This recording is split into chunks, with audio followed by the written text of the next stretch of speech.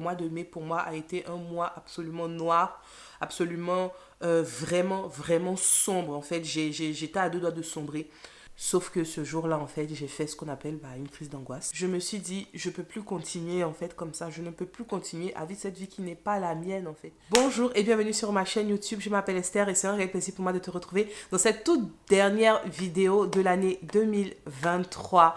Alors, à l'heure où je tourne la vidéo, on est le 29 décembre et franchement, nous y sommes arrivés. C'est la fin de l'année 2023 et tout le monde, en tout cas, je pense, en tout cas, nous sommes tous prêts à entamer l'année 2024. C'est le moment des bilans, etc. Et du coup, j'ai voulu faire cette vidéo-là. S'il y a une chose que je peux vous dire, c'est que cette vidéo-là, elle est vraiment thérapeutique pour moi parce que déjà 2023 a été une année assez compliquée, assez particulière pour moi. Et si vous me suivez sur Instagram ou même ici sur YouTube, vous savez à peu près pourquoi je dis que l'année 2023 a été une année assez difficile pour moi.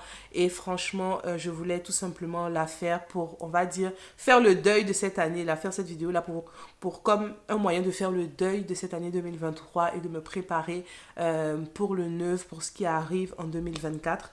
Et voilà, donc franchement, ça va m'aider aussi de partager certaines choses que j'avais vraiment gardées pour moi. Donc je pense que je vais découper la vidéo en trois parties. Donc la première partie, c'est vraiment tout ce qui s'est passé, on va dire, de négatif en 2023. Ensuite, ça sera le positif, les belles choses qui sont arrivées malgré tout. Et puis enfin, ça sera mes projets perso pour 2024. L'événement majeur qui est arrivé dans ma vie en 2023 a été le décès de ma maman qui est survenu le 30 mars du coup de cette année. Ça a été vraiment le plus gros choc comme on peut s'y attendre, hein. Le plus gros choc de mon année. On s'y attendait pas du tout. Elle est rentrée à l'hôpital le dimanche, je crois, ou le lundi. Et le jeudi, elle est décédée. Donc franchement, ça a été fait très rapidement. Ça a été un véritable choc parce que je ne pouvais pas imaginer que ma mère allait mourir maintenant. Je ne pouvais même pas imaginer. Pour moi, il lui restait encore une bonne vingtaine d'années à vivre et tout. Donc ça a été un très gros choc, sachant que moi, je vis ici en France et ma maman, elle est à Abidjan. Elle était à Abidjan. Donc vous imaginez, tu es là, tu peux même pas la voir. Mes frères encore, ils l'ont vue la veille parce qu'ils sont allés à l'hôpital, etc. pour s'occuper d'elle. Mais moi, je n'ai pas eu l'opportunité de la voir. Je l'ai vue en visio, Dieu merci. Je l'ai vue en visio. Elle a vu les garçons et tout. Et voilà en fait. Donc franchement, vous imaginez, je vais toujours me rappeler en fait ce jour-là déjà où ma soeur nous a fait un message dans le groupe de la famille pour nous dire que maman nous avait quittés et je vais jamais oublier ça. C'est vraiment quelque chose que je rejoue à chaque fois dans ma tête et franchement ça a été l'événement majeur de mon année en fait et en plus c'est arrivé en début d'année, mars c'est encore le début de l'année donc c'est arrivé en mars et franchement ça a conditionné tout ce que j'ai vécu pour le reste de l'année. Donc quand c'est arrivé en mars, vous imaginez les pleurs. Moi, j'ai jamais vécu de deuil, j'ai jamais eu de décès de quelqu'un de vraiment proche de moi dans la famille, etc. Donc c'était nouveau et c'était inédit en fait et je ne peux même pas expliquer en fait tout ce qu'on ressent lorsqu'on perd une personne aimée. Et je sais qu'en tant que chrétienne, j'ai reçu plein de personnes chrétiens qui m'ont dit oui, mais c'est la volonté de Dieu, oui, mais elle est auprès du Père, tu dois pas pleurer, des choses pareilles. Et franchement, je trouve que c'est une petite parenthèse, si vous voyez que quelqu'un pleure, son parent ou quelqu'un de cher, c'est vraiment pas les choses à dire en fait, même si peut-être que ce sont des vérités biblique en griffe, mais franchement, je veux dire, même Jésus, quand on lui a dit que son ami Lazare était mort, il a pleuré en fait. Il a pleuré. Donc, quand vous rencontrez quelqu'un qui vit ce genre de choses-là, je pense pas que la bonne chose à faire, c'est de dire arrête de pleurer, etc., etc. Donc, voilà, il y a eu cet aspect-là, mais même en tant que chrétienne, sur le coup, moi, j'ai pas compris la volonté de Dieu dedans et je la comprends toujours pas. Je me suis pas dit, ah, c'est Dieu qui l'a voulu, ah, donc je bénis le nom du Seigneur. Je n'ai pas pu dire ça. J'ai vraiment pleuré ma maman. J'ai vraiment pleuré ma maman, sachant qu'elle était vraiment, même depuis Abidjan, elle était très présente dans ma vie. Donc, on s'appelait par exemple tous les lundis, on s'appelait, je lui partageais tout lorsque je faisais les photos des garçons parce que vous, si vous me suivez, vous savez qu'on fait beaucoup de photos, de shootings familiaux, etc. Donc à chaque fois qu'il y avait un truc pour la rentrée ou des choses comme ça, je lui envoyais les photos pour Noël, ma déco, etc. Elle regardait mes vidéos, elle commentait tous mes posts sur Facebook, etc. Donc se retrouver sans tout ça, ça a été vraiment, vraiment, vraiment difficile en fait.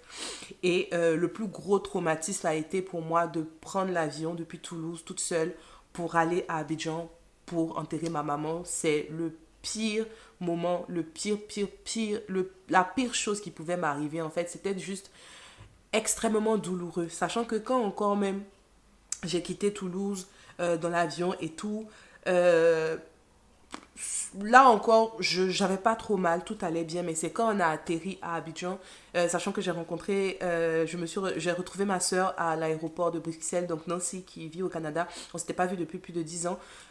Donc quand on s'est retrouvés, et même là encore, on n'avait pas pleuré, rien du tout. On était tellement contente de se voir, on a parlé un peu de maman, etc. Mais là encore, ça allait. Mais quand je suis arrivée, que je suis sortie de l'avion, j'étais, vous savez, dans le couloir là, quand on sort de l'avion et tout. Lorsque je suis arrivée, je suis sortie et que vraiment j'ai senti l'air d'Abidjan, là je me suis effondrée. Parce que c'était juste un sentiment horrible de rentrer à Abidjan et de ne pas avoir, de venir pour les funérailles de sa maman en fait, qu'on n'a pas vu depuis, je ne l'ai pas vu depuis 2019.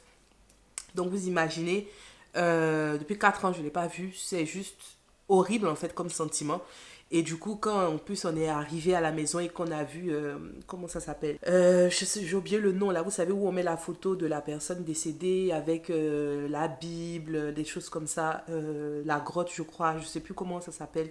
Mais quand je suis arrivée, que j'ai vu, c'est que j'ai réalisé que c'est vraiment maman qui était décédée. Franchement, c'est le pire sentiment au monde. Et ça a été, bah voilà quoi, l'événement majeur de mon année qui a conditionné tout le reste.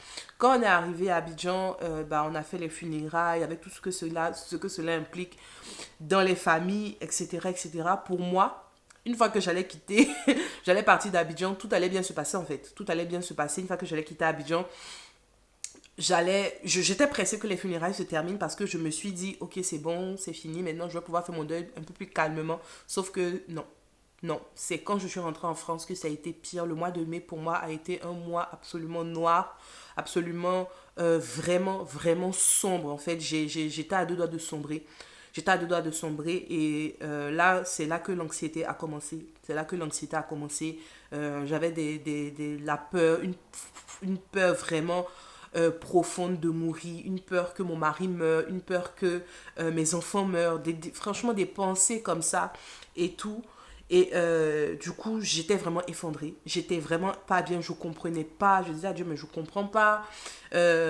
Pourquoi ma maman, en fait? Pourquoi maintenant? Qu'est-ce qui s'est passé? Et franchement, j'ai compris, quand on parle, vous savez, des différentes phases du deuil, j'ai compris vraiment, en fait. J'étais vraiment dans la colère, après dans la tristesse, la dépression. C'était vraiment compliqué. Ce mois de mai, là, je vais vraiment pas l'oublier parce que je pensais qu'en rentrant, tout allait rentrer dans l'ordre et que j'allais continuer ma vie. Mais j'ai vécu vraiment, vraiment, vraiment les ténèbres au mois de mai.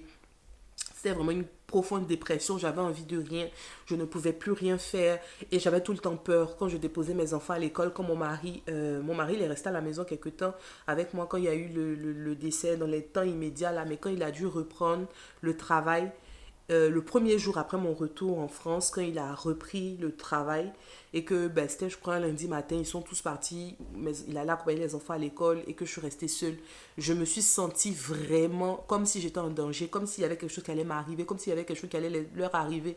Donc toute la journée, je passais ma journée à errer dans la maison, à chercher à attendre qu'il rentre. En fait, quand il rentrait pas, je savais qu'il rentre vers 18h et tout. Je lui envoyais toujours des messages. Tu as fini le boulot, il finit le boulot à 18h. Tu as fini le boulot, est-ce que tu es en route, tu as pris le bus, etc., etc., etc. Parce que j'avais tellement peur que quelque chose arrive. Et ça, je pense qu'on n'en parle pas assez. En tout cas, moi, personnellement, je ne savais pas que quand il y avait un deuil, on pouvait ressentir toutes ces choses-là, cette profonde peur de mourir ou que quelque chose nous arrive et voilà. À côté de ça, en fait, j'ai commencé vraiment à remettre ma vie vraiment, vraiment, vraiment en question et à me demander si j'étais vraiment sur le bon chemin, en fait. J'ai commencé à questionner tous mes choix, à questionner ma destinée, etc. Parce que euh, déjà, ma maman, je me disais qu'elle n'avait pas assez profité de la vie. J'estimais qu'elle n'avait pas assez profité de la vie. Et je me demandais, Seigneur, est-ce que moi aussi, ça va m'arriver? Est-ce que je vais vivre une vie où je ne profite pas vraiment, où je suis toujours, où je ne suis pas forcément pleinement épanouie, en fait? Est-ce que moi aussi, un jour, je vais bientôt finir, sachant que pour la petite, je sais pas si c'est une confidence ou pas, mais moi je sais que l'année dernière et les années d'avant, je disais à mon mari que j'ai pas l'impression que je vais vivre jusqu'à mes 30 ans. J'ai pas l'impression que je vais vivre jusqu'à mes 30 ans parce que, voilà, c'était une pensée qui était là et je me disais, mais Seigneur, si je meurs demain, est-ce que je serai vraiment épanouie? Est-ce que je pourrais dire que j'ai vécu pleinement ma vie? Non.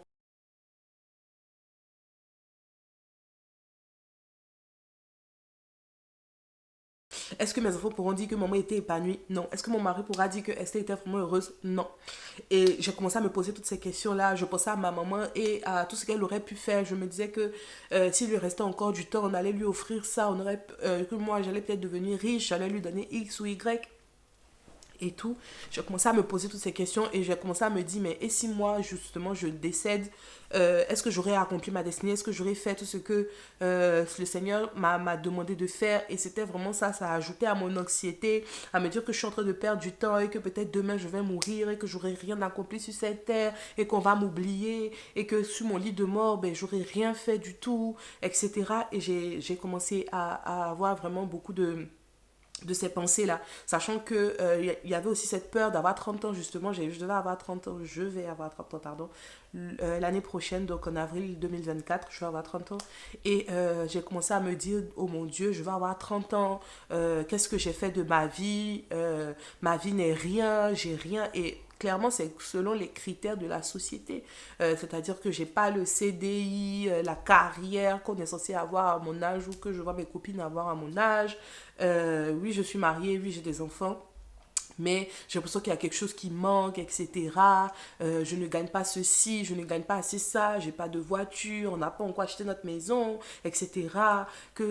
Voilà quoi, je suis en train de perdre mon temps, la vie passe, etc.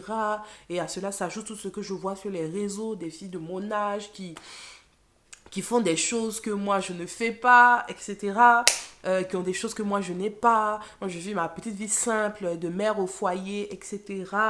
Euh, on a des revenus, je dirais, modestes.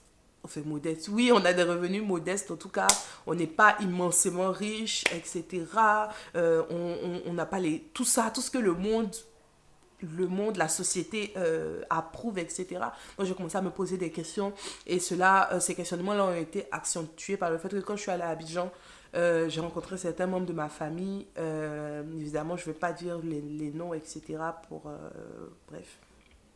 J'ai rencontré un certain membre de ma famille qui m'a fait comprendre que en gros, moi, ma vie, c'était rien du tout. Que moi, ma vie c'était rien en fait et que il faut que je me reprenne en main, il faut que je trouve un CDI, il faut que je fasse ci, il faut que je fasse ça parce qu'actuellement en gros ma vie c'est de la merde. Voilà, c'est dire en fait ma vie est nulle, je ne fais rien de ma vie, etc. Pour le contexte, moi je suis mère au foyer par choix. Je suis mère au foyer par choix et créatrice de contenu aussi. Donc franchement, mes revenus, effectivement, c'est des revenus d'auto-entrepreneur. Je suis auto-entrepreneur déclaré. C'est des revenus d'auto-entrepreneur. Donc voilà, c'est pas le CDI où tu sais que tous les mois tu as tes 1400. C'est des revenus qui varient en fonction de ce que je fais, en fonction des périodes, etc. Mes revenus YouTube varient en fonction des périodes, des vidéos que je fais et tout. J'ai pas le contrôle dessus. Je fais des ateliers, mais je fais pas des ateliers tous les mois non plus, sachant que bah, je le faisais pas pendant un certain temps et tout. Parfois, je fais un peu des appels de conseils, type coaching, etc. Mais j'avais arrêté de faire ça aussi. Et du coup, la personne m'a fait vraiment comprendre que ben, moi, ma vie, elle est nulle, etc. Il faut que je me reprenne en main, je perds mon temps, etc. Et cette personne aussi m'a fait comprendre que parce que je n'ai pas ce que tous les autres ont, moi je suis la dernière de ma famille, hein, je suis la plus petite, donc parce que j'ai pas ce que certaines sœurs ont, ce que certains frères ont, etc. Je ne mérite pas assez de respect, je ne mérite pas assez de considération, je ne mérite pas une place à la table en fait. Et du coup, déjà ce jour-là, quand la personne m'a dit ça, j'ai pleuré toutes les larmes de mon corps. Et du coup, quand je suis rentrée en France, donc déjà j'avais plein de questionnements. Il y avait le décès de maman, je me suis dit, et moi si je décède, etc. etc. Euh, voilà quoi, je repensais à ce que cette personne-là me disait, à ce que cette personne-là m'a dit, etc. Et je me suis dit, waouh, il faut que je fasse ça, il faut que j'aille trouver mon travail, etc. Comme ça, je vais rentrer dans les cadres, je vais faire comme tout le monde, je vais être comme tout le monde, je vais faire ce qu'on attend de moi. Et c'est tout. Et c'est comme ça que je suis allée et j'ai trouvé un travail à Leclerc en tant que hôtesse de caisse. Donc, quand je suis allée, j'ai commencé à travailler à Leclerc en août. Quand ils m'ont appelé, ils m'ont demandé, Madame, est-ce que vous voulez travailler chez nous? Nanana, nanana. J'ai dit ok. J'ai dit ok sur le coup et elle m'a dit c'était où et c'était vraiment très très loin de chez moi. J'ai pas encore de voiture donc franchement, normalement c'est pas le genre d'endroit où je devais aller mais je me suis dit allez je vais y aller au moins j'aurai un travail au moins on va me laisser tranquille et c'est pas vraiment le travail de mes rêves et je n'ai rien du tout contre les personnes qui font ce travail là c'est un métier essentiel en tout cas pour l'avoir fait je sais que c'est essentiel et qu'on a besoin des hôtes et des hôtesses de caisse mais pour moi Esther c'était juste ma porte de sortie c'était juste voilà quoi je voulais juste un job alimentaire juste pour satisfaire les gens en, je pourrais dire aux gens, voilà, j'ai un CDI, on s'en fout de ce que c'est, même si je ne suis pas épanouie, je voulais juste pouvoir dire aux gens, j'ai mon CDI, c'est bon, maintenant laissez-moi tranquille. Donc je suis partie et en parenthèse, j'ai fait des études de droit, j'ai une licence de droit que je n'ai jamais utilisée. Voilà, c'est important pour l'histoire en fait. Donc du coup, quand je suis allée, c'était très très loin. Très très très loin. Tout le monde, les gens autour de moi, mon mari, des amis, avec tout m'ont dit Esther, tu es sûre que tu vas pouvoir y aller? J'ai dit oui, que je veux ce travail, j'ai besoin d'argent. Et puis de toute façon, comme ça, au moins, on va me laisser tranquille et tout. Et je suis partie, j'ai commencé en août. C'est un travail assez difficile. Franchement, quand on le voit comme ça, on n'a pas l'impression, mais c'est un travail assez difficile. Sachant que c'était des horaires vraiment compliqués. Et le premier jour, j'ai travaillé de 11h à 21h15. Et il y a eu tellement de choses ce jour-là. En fait, mon téléphone qui est tombé en panne. Il n'y avait plus de bus pour rentrer chez moi. Il était tard. J'arrivais pas à joindre mon mari, ne serait-ce que pour qu'il me prenne un Uber. J'arrivais pas. Je savais pas comment faire pour prendre le bus. Et vraiment, par chance, j'ai trouvé un bus qui m'a déposé assez loin de chez moi. Mais bon, j'ai marché 20 minutes, 20 à 30 minutes pour pouvoir arriver chez moi. Dieu merci, c'était en été, donc il faisait quand même assez bon. Et du coup, en fait, déjà, dès ce premier jour, je me suis dit, mais dans quoi je me suis mise? Dans quoi je me suis mise, en fait? Et en marchant, j'étais pas bien. Je me suis dit, mais dans quoi je me suis mise, en fait? Et je sentais que c'était pas là que Dieu m'appelait. Encore une fois, je n'ai rien contre les gens qui font ce métier, hein, mais franchement, c'est juste moi. Je savais que c'était pas ma place, mais bon. J'étais déjà engagée, j'avais signé un CDD qui devait être suivi d'un CDI. Donc j'ai signé mon CDD d'un mois. Donc au premier jour déjà, je n'allais pas dire franchement je veux pas. Je me suis dit allez non tu vas y arriver, c'est juste le premier jour, c'est parce que tu n'as jamais fait ça et tout. J'avais mal partout parce que vous savez quand tu es en caisse là, il faut faire passer et c'est un grand Leclerc, c'est pas juste la supérette du coin et tout avec juste voilà avec juste quelques clients. C'est vraiment un grand Leclerc, donc les rangs sont longs, les gens, il y a du monde, et c'était la période de la rentrée, donc il y avait beaucoup de familles qui venaient acheter des fournitures, etc. Donc il fallait faire passer et tout, et tout, et tout. Et voilà, donc du coup, quand j'ai marché de là où le bus m'a laissé jusqu'à chez moi, déjà j'ai eu le temps de réfléchir en me disant mais dans quoi je me suis mise. Mais je vais continuer quand même. Et quand je suis arrivée à la maison, il était peut-être 23h parce que c'était 2 heures de trajet aller, 2 heures retour. Donc vous imaginez un peu, 4 heures sur la journée. Donc même si je travaille à 10 heures, je quitte quand même chez moi à 8 heures en fait. Donc dans tous les cas, voilà. Et pour nous qui sommes à Toulouse, voilà, je sais que les gens de Paris, ils ont l'habitude de faire ça, mais nous à Toulouse, 2 heures, c'est trop. Même les conseillers... les conseillers Pôle emploi m'avaient dit mais c'est trop c'est trop, pourquoi vous êtes mise dedans en fait, bref. Et du coup quand je suis arrivée à la maison ce jour-là, j'étais tellement, mais tellement blasée et triste et frustrée et dans l'incompréhension en fait que dès que mon mari a ouvert la porte, il m'a vu, il m'a juste dit ça va aller. Et là, j'ai pleuré tout mon soul. Rien que d'y penser, j'ai encore les larmes aux yeux parce que j'ai vraiment pleuré et je me sentais vraiment mal de faire un truc que je n'ai pas envie de faire. Juste parce que je veux contenter X ou Y membre de ma famille, X ou Y personne. beaucoup de personnes dans mon entourage qui se posaient aussi les mêmes questions. Mais elle est mère au foyer, c'est son mari qui gère tout. Pourtant, mon mari, il n'a aucun problème avec ça. Il n'a aucun problème. Lui-même, il est OK, 100% OK pour que je sois mère au foyer. Mais les gens autour, et je me disais, c'est un prix quand même lourd à porter pour tous ceux qui sont autour de moi, tous ceux qui finalement ne payent pas mon loyer, n'ont rien à voir avec ma vie. En fait, c'est vraiment un lourd prix à payer. Et mon mari n'arrêtait pas de me dire, si moi, ton mari, je te dis que c'est OK, pourquoi porter ce fardeau-là, en fait, de ce que les gens pensent? Et voilà, donc ce jour-là, j'ai vraiment pleuré. J'ai pleuré mon saoul et tout. Et, euh, et en plus, j'avais pas vu mes enfants, donc c'était pour moi encore une double douleur de ne pas pouvoir voir mes enfants. Ils étaient déjà couchés et tout. Et voilà, mais je me suis dit, Esther, tu t'es lancé, c'est un CDD, tu n'es pas obligé de continuer en CDI. Donc continue. Donc j'ai continué mon CDI, c'était extrêmement difficile, je comptais les jours. Je comptais littéralement les jours, mais finalement, je me dis merci Seigneur parce que j'ai tenu et ça m'a appris une leçon en fait. Il faut juste être là où Dieu veut que tu sois. Ne sois pas quelque part juste parce que X ou Y t'a dit en fait. Et j'ai continué, je comptais les jours, littéralement en fait. Quand un jour passait, je me disais, ah ok, il en reste 19, il en reste 18, il en reste... Et je comptais les jours. Et c'était vraiment difficile parce que j'avais plus de temps pour ma famille.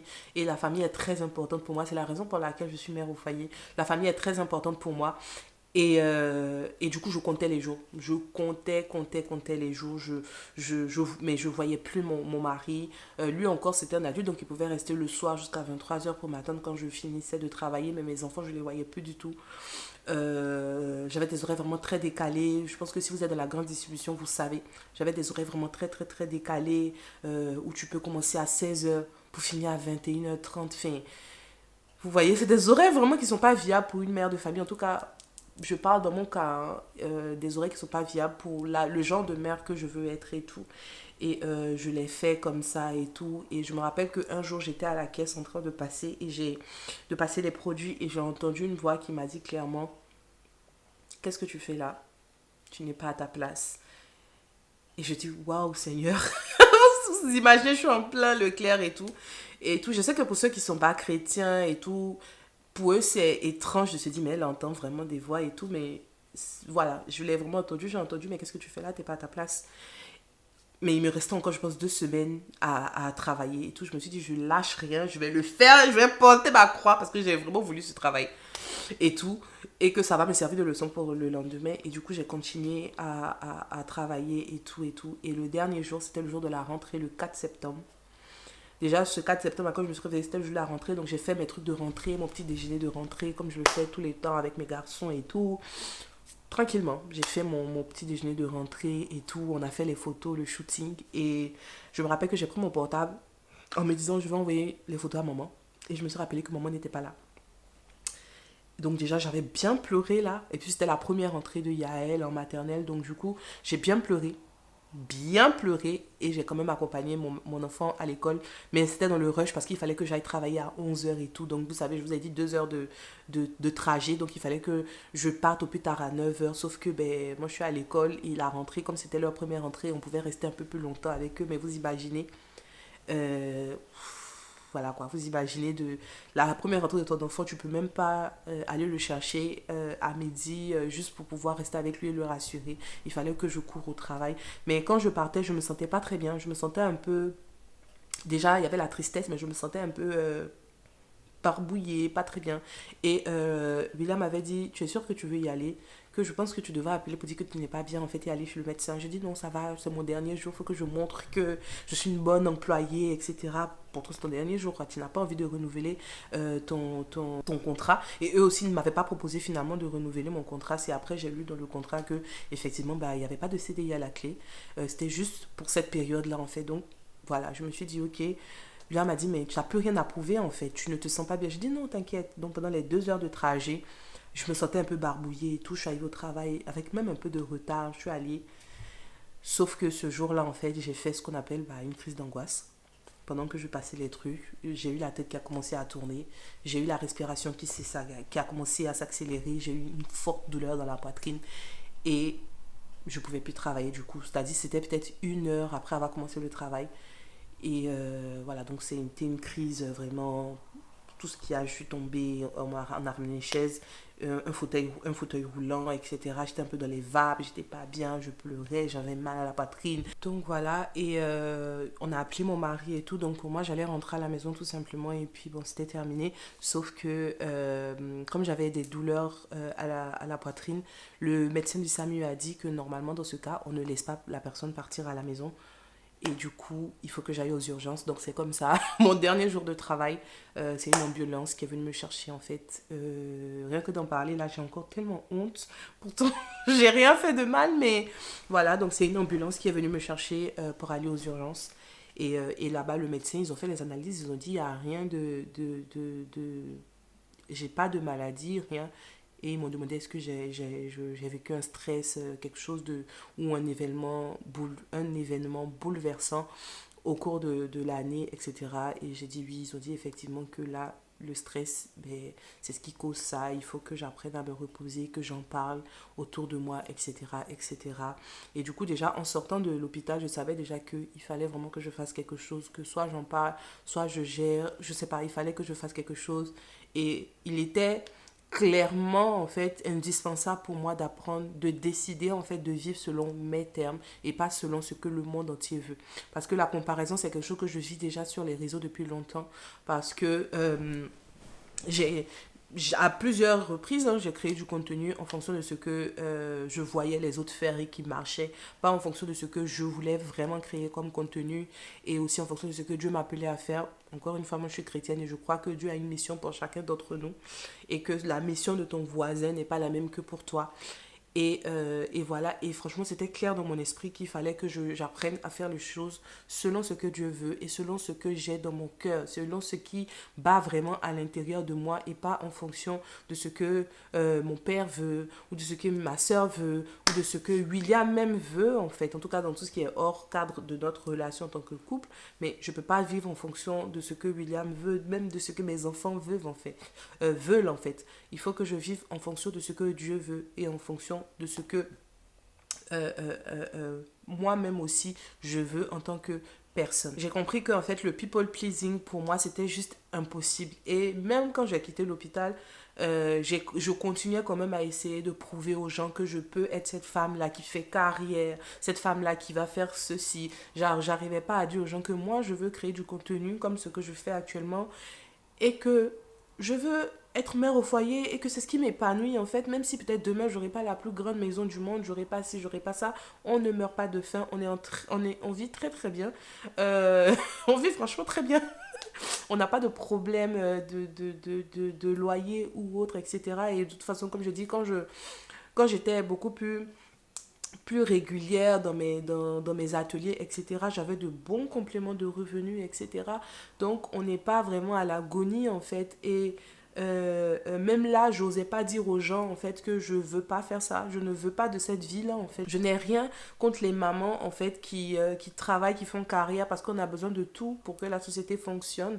Moi, je n'ai rien contre elles, mais ce n'est pas la vie que je veux. En tout cas, pour l'instant, c'est pas vraiment la vie que je veux et ça me brise le cœur de me dire que je dois donner 8 heures de mon temps, de ma journée à un employeur. Oui, compte de l'argent, mais 8 heures de ma journée et donner juste le peu, le reste, tout ce qui va me rester des 2 heures, etc. C'est ce que je vais donner à ma maison et à ma famille. Pour moi, c'est quelque chose que j'arrive pas à accepter en fait, c'est quelque chose que j'arrive pas à accepter. Mais même là en fait j'osais pas dire ça aux gens quand on me demandait mais Esther, maintenant tu as fini à Leclerc, qu'est-ce que tu vas faire? J'essayais toujours de dire je crois que je vais faire une formation, je crois que je vais chercher un autre emploi, je crois que je vais faire ci, parce que j'assumais pas. Et je bénis Dieu pour mon mari qui m'a toujours dit mais Esther, quand tu vas décider vraiment ce que tu veux, que ce soit même travailler ou que ce soit être 100% créatrice de contenu et 100% mère au foyer, tu vas voir que Dieu va te bénir dans ce que tu fais en fait, mais tu ne peux pas continuer à faire les choses en fonction de ce que tout le monde veut. Et le truc c'est que physiquement, commençais à me sentir vraiment malade en fait, à être tiraillée à chaque fois en ce que les gens veulent et ce que moi-même je veux, à chaque fois à essayer de jouer un rôle juste pour qu'on m'accepte, juste pour qu'on m'apprécie. Et c'est quelque chose que j'ai fait vraiment, je pense, toute ma vie en fait. Et j'étais juste arrivée à un stade où j'étais juste épuisée. Épuisée de devoir faire des mains et des pieds pour plaire à tout le monde. Épuisée de faire tout ce qu'il faut pour plaire à tout le monde, sauf à moi-même et à Dieu, en fait. Et c'est comme ça que j'ai fait octobre, novembre, mais ça commençait à me fatiguer en fait. Ça commençait à me fatiguer, je commençais vraiment à me sentir physiquement mal et c'est comme ça qu'on a découvert que je fais de l'hypertension à moins de 30 ans. J'ai pas encore 30 ans, donc déjà c'est grave. C'est grave pour quelqu'un qui a cet âge-là et qui fait déjà de l'hypertension, c'est grave. En fait, donc ça a été vraiment le signal d'alarme en fait que là, Esther, il faut vraiment que tu prennes ta vie en main en fait et que tu vives selon tes termes et pas selon ce que le monde attend de toi. Et c'est comme ça que je me suis dit, je peux plus continuer en fait comme ça. Je ne peux plus continuer à vivre cette vie qui n'est pas la mienne en fait. Je ne peux plus continuer à vivre une vie où quand je me couche le soir, c'est rempli d'insatisfaction parce que j'ai l'impression que je fais tout le monde pour tout pour tout le monde, mais que ça ne suffit pas à me combler en fait. Ça ne suffit pas à me combler. Et clairement, je ne vais pas vous dire du coup dans cette deuxième partie de la vidéo, je ne vais pas vous dire que genre, oh maintenant je sais ce que je veux, j'ai changé, etc. Mais je sais que je veux vraiment suivre ce que mon cœur me dit par le Saint-Esprit. Je veux vraiment suivre ça en fait jusqu'à ce que Dieu me dise que c'est pas là et que je change de chemin. Mais je veux plus être là à chaque fois questionner ce que je ressens, questionner ce que je vois dans mon esprit juste pour faire plaisir à X ou à Y parce que c'est extrêmement épuisant et je suis épuisée. Je suis vraiment épuisée et je pense que les 10 dernières années de ma vie, j'ai été complètement en mode survie. Je vis pas en fait, je suis en mode survie et ça a été toujours, comme on dit, le people pleasing, le fait de chercher à plaire aux autres à chaque fois au détriment de sa propre vie, de sa propre santé, etc. J'ai été dans ce mode-là en fait, dans ce mode-là pendant les 10 dernières années et là je suis arrivée à un stade où Esther est juste fatiguée et la vraie Esther, celle que je n'ose pas montrer aux gens, celle que je n'ose pas faire vivre au grand jour en fait est juste fatiguée et elle veut exister et c'est épuisant à chaque fois d'essayer de faire les choses pour tout le monde parce qu'à la fin de la journée comme je dis moi je ne vais pas me réveiller à 50 ans et me dire j'ai fait une carrière, j'ai fait X ou Y carrière parce que c'est ce que Tata Gasparette voulait et maintenant je suis pas heureuse. Ah, j'ai essayé de faire X, X, Y parce que non, je ne veux plus de ça en fait. Et j'ai décidé que 2023 allait être l'année où je vais laisser ça. Même dans la création de contenu, comme j'ai dit, parce que je voyais que certaines personnes faisaient des vidéos comme si donc c'était cool. Si quand elles font ces vidéos, là, elles ont des milliers d'abonnés, etc. Quand elles font ça, moi je vais faire pareil, mais ça ne me plaît pas. Je crois que je l'ai déjà dit sur ma chaîne, moi je déteste les vidéos de Clean With Me. Je ne trouve pas l'intérêt de faire une vidéo comme ça parce que déjà faire le ménage ça me prend beaucoup de temps. Je ne vais pas venir encore rajouter une charge supplémentaire en filmant, etc. J'en ai fait 2 ou 3 sur ma chaîne, mais ce n'est pas moi. J'avais vu des gens faire ça en fait et elles avaient beaucoup d'abonnés, donc je me suis dit c'est ce qui marche, mais ça ne me parle pas en fait, ça ne me parle pas et tout. Et je veux vivre une vie en accord avec moi-même.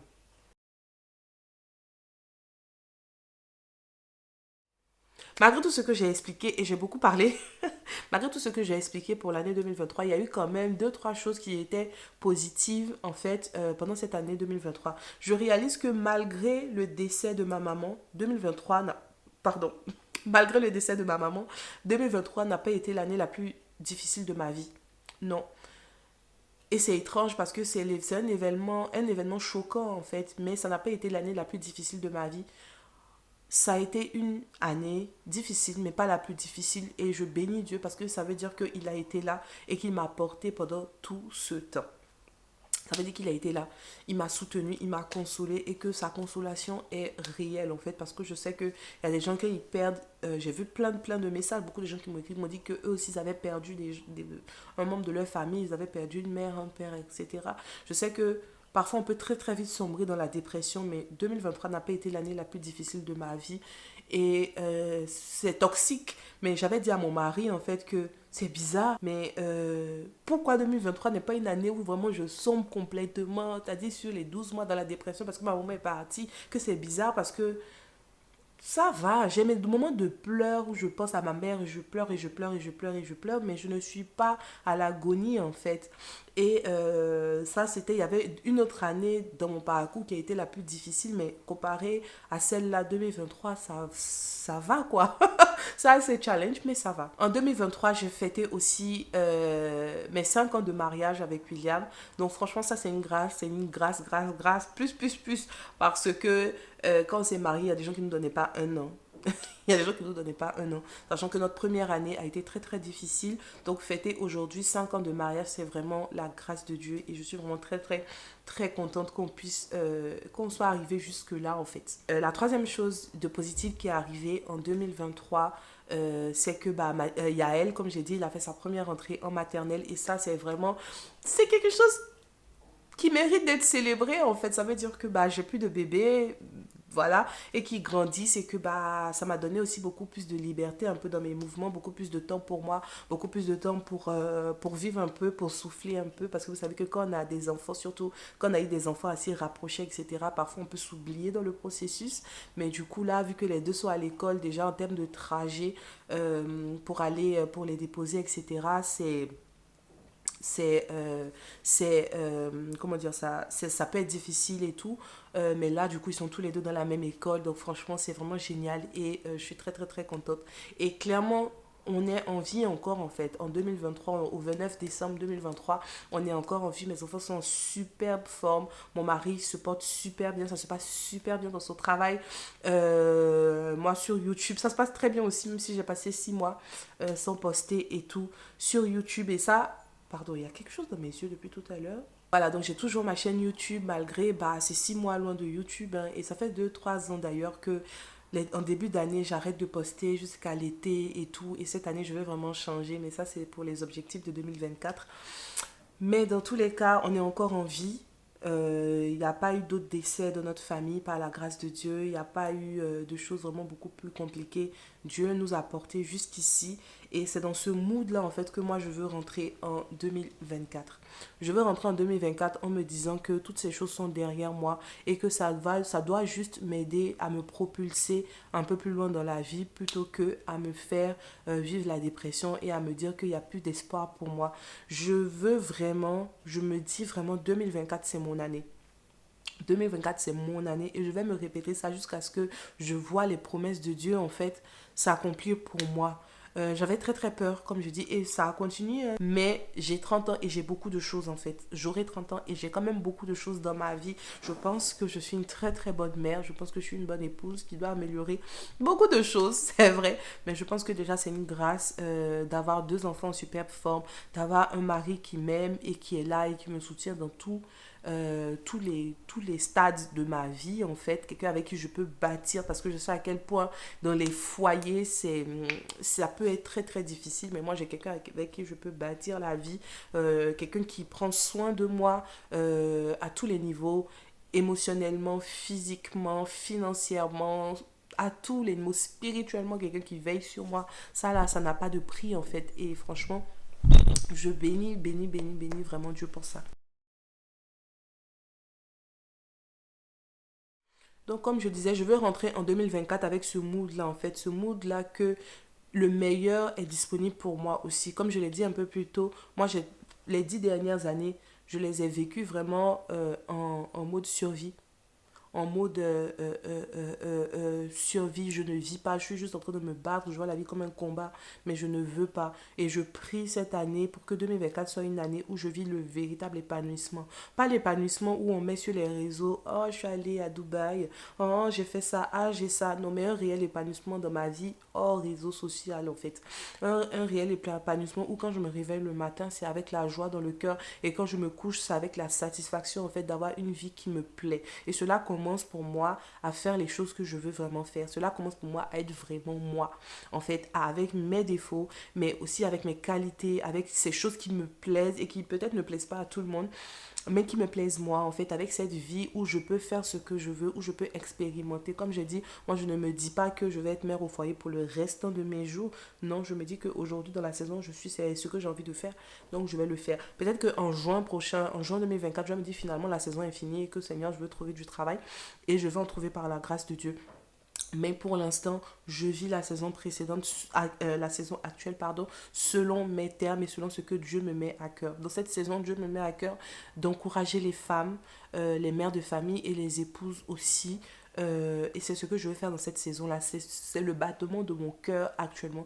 Et je vais me donner les moyens d'y arriver. Mais en tout cas, je veux vivre une vie vraiment épanouie, en fait, où j'ai pas à chaque soir pleurer parce que j'ai l'impression de vivre la vie de quelqu'un d'autre. En 2024 aussi, je veux vraiment, vraiment guérir de mes blessures. Vous savez, ces blessures, des choses qu'on a vécues quand on était enfant, de tous ces traumatismes-là. Je veux vraiment guérir parce que je sais que ça a beaucoup d'impact en fait dans ma vie actuelle, notamment dans ma vie de couple et dans ma vie de mère en fait. Je veux pouvoir guérir de toutes ces blessures là qui m'empêchent d'être une meilleure épouse et une meilleure mère en fait. Donc vraiment, je veux plus juste reconnaître que j'ai X ou Y blessures, etc. Mais je veux vraiment travailler en fait pour les guérir en prenant des coachings s'il le faut, en allant voir des psychologues s'il le faut, en lisant beaucoup de livres, mais vraiment travailler en fait à vraiment guérir, commencer en tout cas le processus de guérison pour devenir juste une meilleure personne et quelqu'un qui sera beaucoup plus épanoui en fait. Je veux juste vivre, je veux vivre en fait selon les termes que je me serais donné, pas selon ce que X a fait ou ce que Y a fait. Et en fait, je l'ai déjà dit, je veux arriver à savoir exactement ce que je veux. Vous savez, quand tu vis le people pleasing, quand tu fais tout pour plaire à tout le monde, à la fin, tu ne sais plus du tout qui tu es. Et c'est quelque chose que je vis. Je sais plus. Il y a des choses, oui, je sais, mais il y a beaucoup de choses, je ne sais pas vraiment ce que je veux. Je ne sais pas vraiment qui je suis. Je ne sais pas vraiment ce que j'aime vraiment. Est-ce que j'aimais ça parce que je l'aime vraiment ou parce que ma copine a dit qu'elle l'aime, donc je veux aussi être comme elle. Je veux lui faire plaisir. Voilà, donc je veux vivre vraiment une vie où je suis vraiment, vraiment, vraiment, vraiment euh, je sais vraiment qui est Esther en fait et je suis ok avec cette vie-là. Après, pour les choses un peu plus concrètes, moi je ne fais pas trop de résolutions. Oh, il faut que je fasse ci, il faut que je voyage, il faut même que j'ai tel nombre d'abonnés. Franchement, moi c'est un stress que je ne veux pas. Ce que je veux pour YouTube par exemple, c'est être plus consistante, pouvoir poster mes vidéos. Une vidéo par semaine jusqu'au 31 décembre 2024. Ça, c'est un but, un goal en fait. Mais je ne veux pas dire il faut que j'ai 100 000 abonnés, sinon rien. Je ne veux pas me mettre cette pression-là. Je me suis trop mise de pression dans ma vie. Comme je dis, j'ai toujours été en mode survie. Je me suis trop mise de la pression dans ma vie. Je ne veux pas. Je me suis juste dit, Esther, une vidéo par semaine. Ça, je sais que c'est possible pour moi de le faire. Et c'est vraiment ce que je veux faire. Et comme j'ai dit, mais pour les choses concrètes, je veux passer mon permis enfin. Je vais passer mon permis, enfin, je vais avoir mon permis en 2024 et je sais que je l'aurai. Je vais me donner les moyens d'y arriver. Et aussi, je veux organiser mon tout premier atelier avec moi, du coup, sur la maternité en présentiel. Donc, j'ai déjà commencé l'organisation. Ça sera ben, pour celles qui sont en France hein, d'abord. Mais le but pour moi, c'est de pouvoir faire des ateliers pour parler aux mamans de la santé mentale des mamans, parler aux mamans de leur vie en tant que mère et en tant qu'épouse aussi, pourquoi pas, et donner les clés, en fait, qui moi m'ont aidé dans ma vie de mère au foyer, dans ma vie de mère tout court, à pouvoir vraiment, à pouvoir, bah, qui m'ont aidé à pouvoir vraiment vivre mieux ce statut de maman-là, parce qu'il vient avec beaucoup de challenges. Et voilà. Donc vraiment, je veux vraiment faire mon premier atelier en présentiel, aller vers vous rencontrer, etc. Et si possible, à le faire dans plusieurs villes de France et aussi même en Côte d'Ivoire. Ça, c'est vraiment le goal ultime, pouvoir réunir les mamans en Côte d'Ivoire pour qu'on parle de maternité, pour qu'on parle de bien-être maternel, pour qu'on parle d'épanouissement, pour qu'on parle de toutes ces choses qui me tiennent vraiment à cœur. Voilà, j'ai beaucoup parlé. Je sais que la vidéo sera hyper longue en tout cas, mais si vous avez suivi jusqu'ici, franchement, je vous dis merci. Merci d'avoir liké toutes mes vidéos, en tout cas au cours de toute cette année. Merci de les avoir regardées. Merci de m'avoir soutenu lorsque j'ai perdu ma maman. Merci pour vos dons. Merci pour vos prières. Merci pour vos mots, etc. Merci pour chaque partage de vidéo, chaque commentaire, chaque like et tout. Franchement, que Dieu vous bénisse. Je prie vraiment que le Seigneur se souvienne de vous et que cette année 2024 qui arrive soit une année vraiment qui vous fait du bien, une année où vous êtes vraiment épanoui et en paix. C'est ce qu'on veut pour 2024. En tout cas, n'hésitez pas à me dire dans les commentaires quel est votre plus gros but, goal, pour l'année 2024, qu'est-ce que vous voulez vraiment faire, qu'est-ce que vous voulez réaliser, qu'est-ce que vous voulez vivre, comment vous voulez vous sentir en 2024. En tout cas, moi j'ai hâte de lire vos commentaires. Je vous dis à l'année prochaine. Je vous dis à l'année prochaine et je prie que Dieu vraiment vous garde et je vous fais plein de bisous.